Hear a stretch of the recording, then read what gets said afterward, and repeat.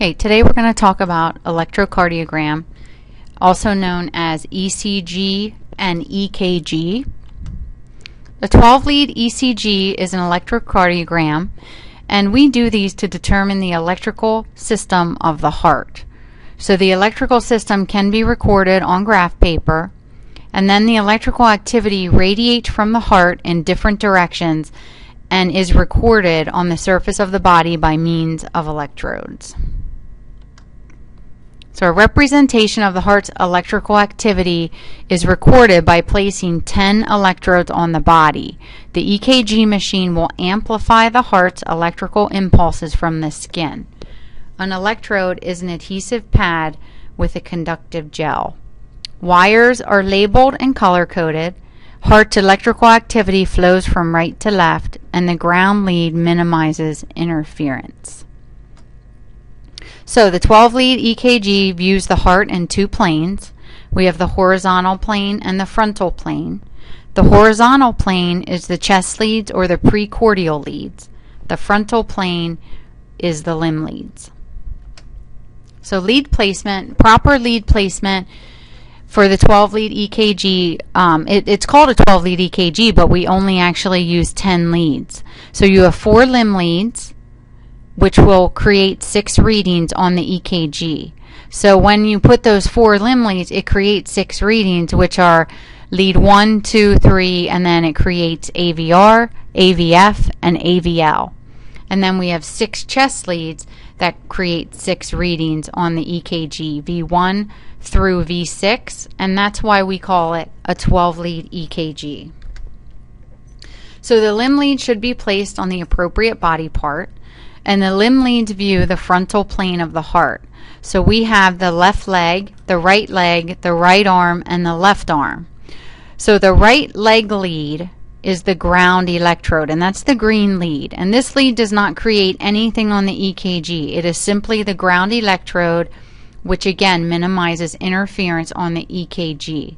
So the standard limb leads here, 1, 2, and 3, are created by the right arm, the left arm, and the left leg leads. So you can see here the right arm, the left arm, and the left leg leads. And that's how we get lead 1, lead 2, and lead 3. And they all travel negative to positive, which means they will produce an upright deflection on the EKG. And this triangle here is called Einthoven's triangle. So Einthoven is the one who implemented this triangle and this explanation for 12-lead EKG. The augmented limb leads are AVR, AVF, and AVL. And AVR is the lead measuring from the central terminal to the right shoulder. So you can see right here where I'm pointing in this picture. So the heart is the central terminal, and then it deflects backward to the right shoulder, and that's AVR. AVL is the lead measuring from the central terminal to the left shoulder. And then AVF is the lead measuring from the central terminal to the left foot. So you can, in your textbook that we use in class, figure 3-4, page 58, also shows and talks about the augmented limb leads. And these leads are called augmented due to the tracings being amplified / augmented by the EKG machine. And this must be done so these leads are readable on the EKG. So lead placement, limb leads again, there are 4 limb leads. We have the right arm, the left arm, the right leg, and the left leg. And the right arm, we say white is right upper right shoulder. Left is black upper left shoulder. Red is lower left extremity, and always think smoke is over fire. So the red goes under the black. And then the green is the right lower extremity, always under white. Think snow over trees. So that's just a way of remembering. Now they are color-coded, but they're also labeled RA, LA, RL, and LL. So you don't have to memorize the colors. But just notice there's 2 pictures here with the limb lead placement. And some places might put them on the shoulders and the upper thigh area. In lab here, we will put them, as you see in this picture here, on the lower part of the arm and the lower part of the leg.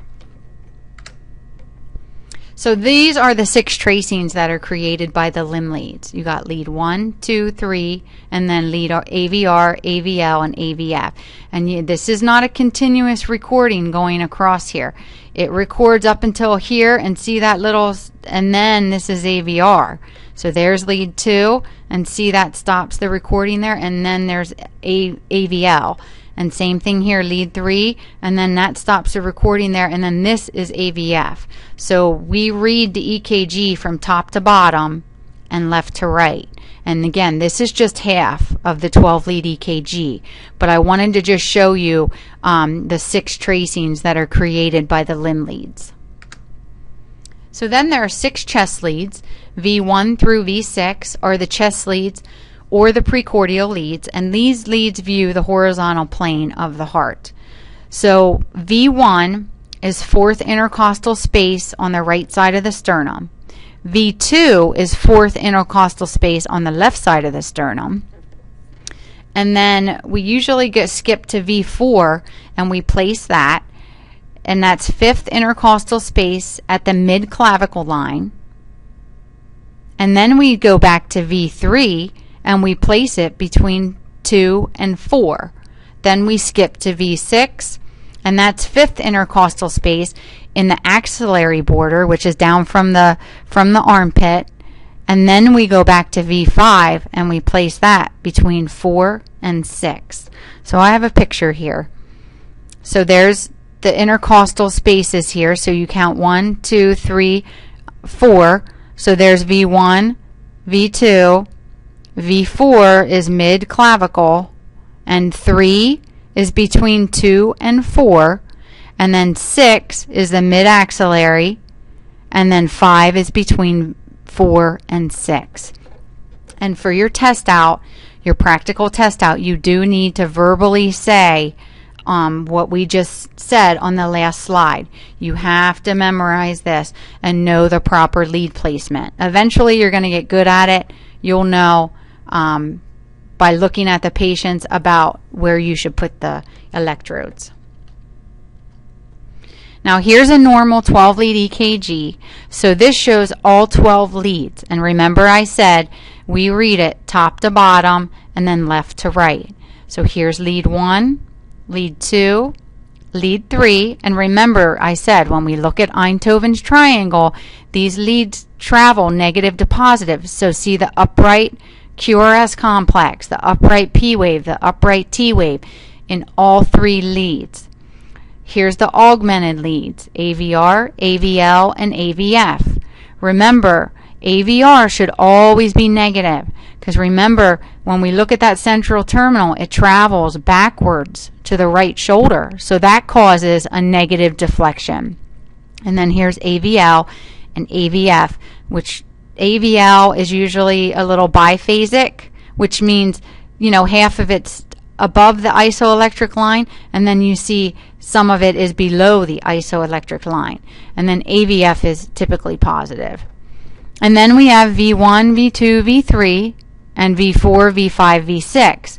And what you want to look for in a normal EKG here is this good R wave progression.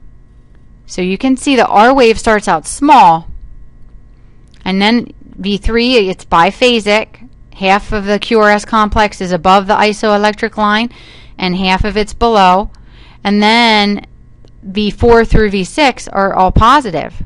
So the R wave progressed from small to larger here. And that's what you want to look for on a normal EKG. If AVR is positive and lead 1 is negative, then you probably have your right arm and left arm switched. So how we perform a 12-lead EKG, we wash our hands, we wear gloves, check your equipment, check your supplies, prepare the patient for the procedure, note the patient's appearance, examine the surface of the skin. You want to clean it with alcohol. If there's any hair that needs to be shaved, you would do that with clippers. And then note any color coding or numbers on the EKG leads, and they are all going to be labeled as well. Position the patient. You are going to have to lay the cable on the patient, so you just want to let them know that. Turn the power on the machine, and be sure that your equipment is operational before you connect to the patient. And then you place the electrodes on the patient. And then once the electrodes and lead wires are in place, you press the button to start the exam, and it usually only takes about 10 seconds to record the EKG. You look at your EKG, you make sure there's no artifact, and make sure the patient was not moving. And also, when you do remove the electrodes, you want to let the patient know, because they do tend to pull on the skin, or if there's any hair on the patient. So the patient can remove them if they are uncomfortable. And then once you're finished, you chart your findings and then report any abnormalities to the physician. So the normal EKG, and I have a picture again, the following findings: lead 1, 2, 3 and AVF are upright, lead AVR is always negative, and AVL is biphasic, like I said before. V1 through V6 should demonstrate good R wave progression from small in V1, and then it gets biphasic and then larger to V6. And then there's that picture again of the normal EKG that we talked about before. So just some troubleshooting, some things to look for. Wandering baseline is that's when the baseline does not stay in one place, and it sort of just goes up and down. And sometimes it's because of respiratory issues or if the patient's moving. So this is what wandering baseline looks like. So you just have to tell the patient to lie still or just wait a couple seconds, and it will return to baseline. Artifact on the EKG. So the baseline stays stationary, but if the patient has tremors, or if they have Parkinson's disease, or if they're cold, you might notice this on the EKG. Again, you just have to try to ask your patient to lie still. If they're cold, get them a warm blanket, and then hopefully this will resolve itself. Limb lead reversal, I also just spoke about this.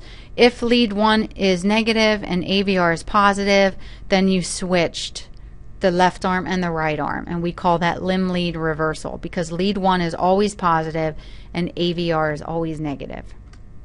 So this is so if you do your 12 lead EKG and you see AVR is positive and lead 1 is negative, you know that you switched your right arm and your left arm lead. 60 cycle interference is 60 equal electrical current disturbances. So in each cycle here, there's 60 spikes. So 60 even regular spikes in a 1 second interval, and that's caused by electrical current near the patient. So additional 12 lead locations is the right-sided EKG. We do this for suspected inferior and posterior MI to look at the right ventricle. So if they suspect the patient had a right ventricular infarct, we might do a right-sided EKG. And sometimes you can just take one of the leads and move it, and they call it V4R. So all your leads, your V leads, would stay on the left side of the chest, but they might just take one lead, like maybe your leg lead, and move it to the 5th intercostal space on the right side of the midclavicular line. And then the next one is modified V4R, select lead 3 or left leg lead wire and place at right 5th intercostal space midclavicular line. So if most of the time though, if they want to do a right-sided EKG, they will do a reverse. So V1 and V2, you can see in the picture down here, stay in the same spot, but basically V3 and V6 are just taken from the left side of the chest and flipped over to this side of the chest. Now, the only reason we say about the modified V4R is if they just want to quick do it. So if you're in the emergency room and they just want you to quick grab one of the leads and move it over to the 5th intercostal space on the midclavicular line on the right side, that's just a quick way to quick get one view of the right ventricle there. But if they really do suspect that the patient had an RV infarct, then they would do this reverse right-sided EKG. And that's how the picture would look. It's basically exactly like a regular EKG. You would just take V3 through V6 from the left side and place it on the right side. And then this will show the right ventricle. And always, always document if you do a right-sided EKG. Just make sure you write at the top of your paper that it's a right-sided EKG. And then a posterior EKG would be V7, V8, and V9. And you can see the position here. So we have the posterior axillary line, mid-scapular line, and then 2 centimeters from the left of the spine. And they're all 5th intercostal space.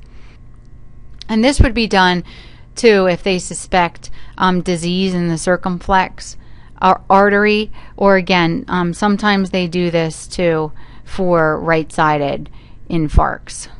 So V1, V2, and V3 stay in the same. And then V4, V5, and V6 would be moved to the back here. Now, you are not responsible for doing a posterior EKG, and if you do get to do one at clinical, it's very rare that you do these, so I would be surprised if you do get to do one. So this, again, the posterior stuff is just FYI. However, the right-sided stuff, you are responsible for doing one right-sided EKG during lab. So in lab, you're going to practice on each other. So we ask that the female students, if you wear sports bras and tank tops, so we have easy access to get to that area.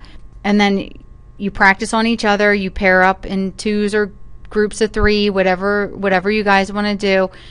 Try to do EKGs on different people, though. You don't want to do the same individual every time. And then know that you do have to perform a minimum of 6 EKGs and 1 right-sided EKG. And you have the entire semester from the time we learn this until the end of the semester to hand those in. So you write your name at the top of each one and then document if it's right-sided or if it's just a regular EKG, and just hang on to those until the very last day, December 9th, when you do your final. And then that's when I want you to hand everything in. And again, I'm going to demonstrate this when we meet in lab, and I think we have 2 class periods to practice this. So I'm going to demonstrate this, and I'll go over some key details again when we're in lab together.